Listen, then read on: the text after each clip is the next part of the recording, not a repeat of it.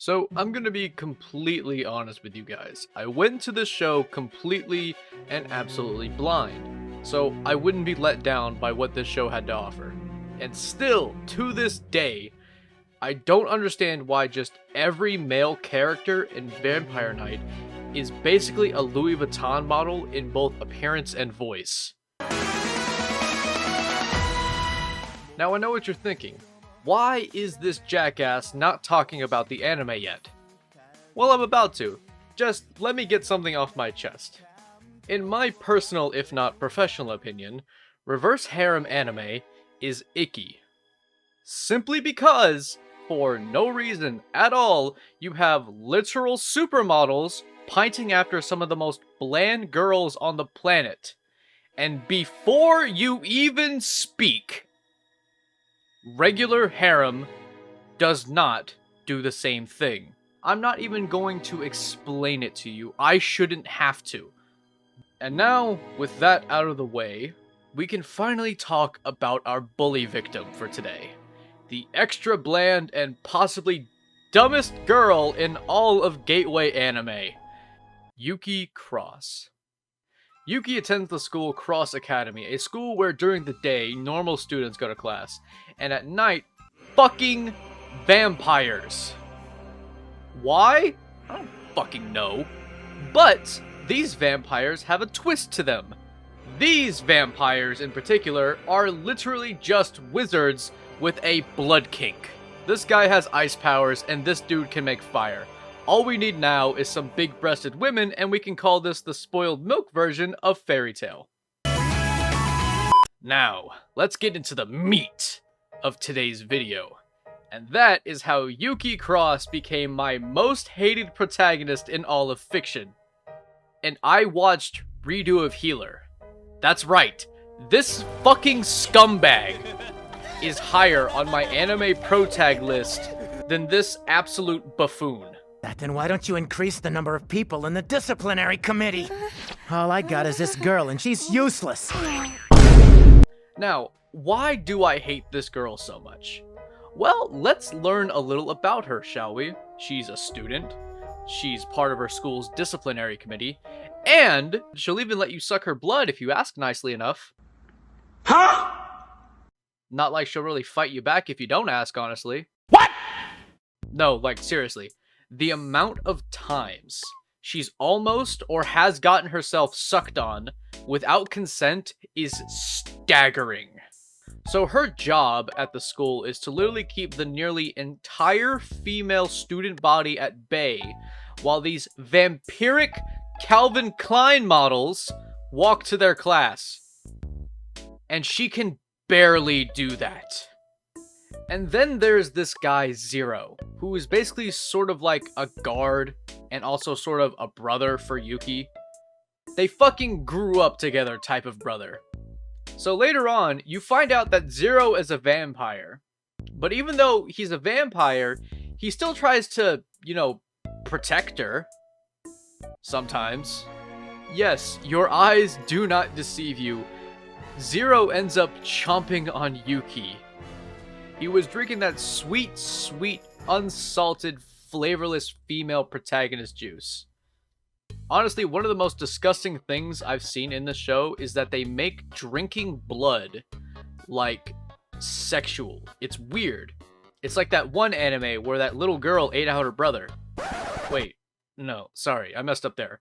That anime where a little girl ate her brother. What?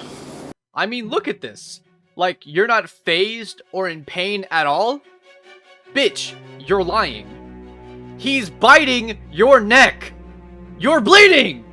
Every vampire main or side character is treating this girl like her blood is a delicacy. They do have that girl, and she looks quite yummy. I guess my blood must be really tasty to them. Suspended for 10 days. For a taste of Yuki's blood, it was totally worth it. Her blood was so irresistible. And I can't help but feel slightly violated by that fact alone. This show is making me not want to donate blood ever.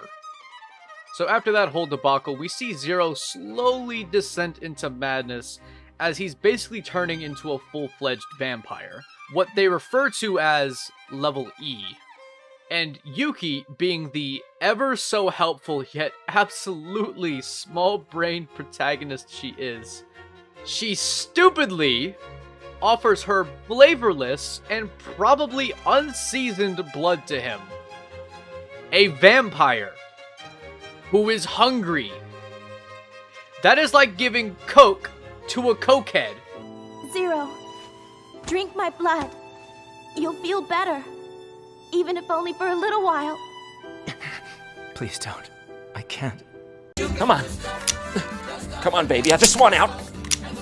Listen, real quick. I am not your average anime reviewer. Mother's Basement or Gigguk? Explanation point? No, I am not them. They probably watch the anime they're covering 5 or 6 times before making their video. Me? One and done. Nope, not doing that ever again. Nuh-uh. No. You literally cannot pay me enough to sit through this again. And since I love pissing off the anime community, I watched it in English. Be mad. Let me tell you, you guys do not know true pain until you get to episode 7.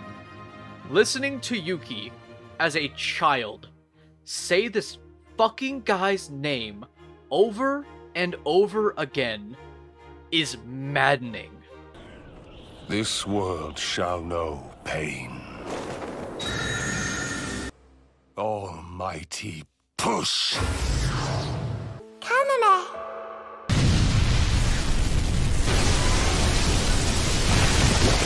Kaname this and Kaname that. Shut up, please. I'm not joking when I say this. After experiencing this, I needed to watch Hellsing Ultimate. Something with a real fucking vampire. Hear me when I say this. Vampire Knight easily has the worst iteration of vampires and even vampire hunters. It's my fault. I said something that I shouldn't have. How dare you point a gun at Lord Kaname? Tearing you to shreds right here wouldn't be enough. However, I will restrain myself while attending this academy. I don't want to hinder the headmaster's pacifist ideology.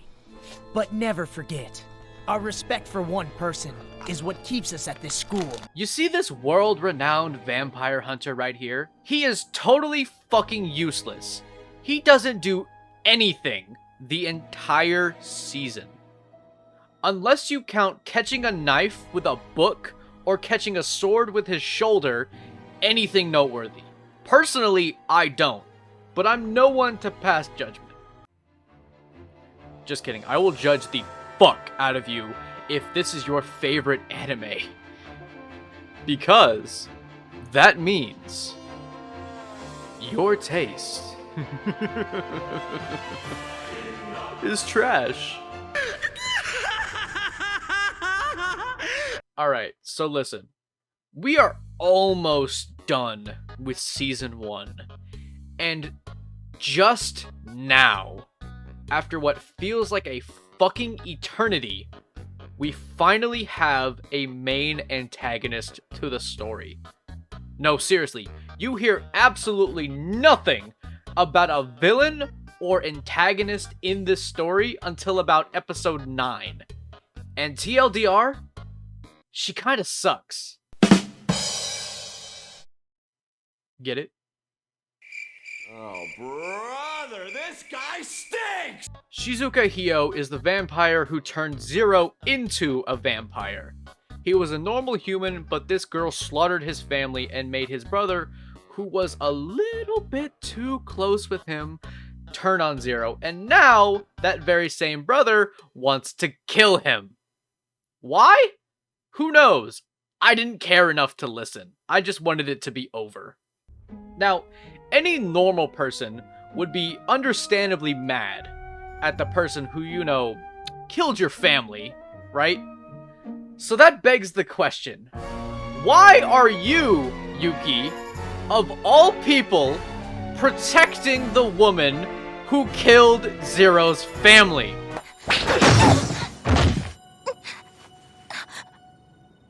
It was me who drove Zero to despair. And why are you listening to her?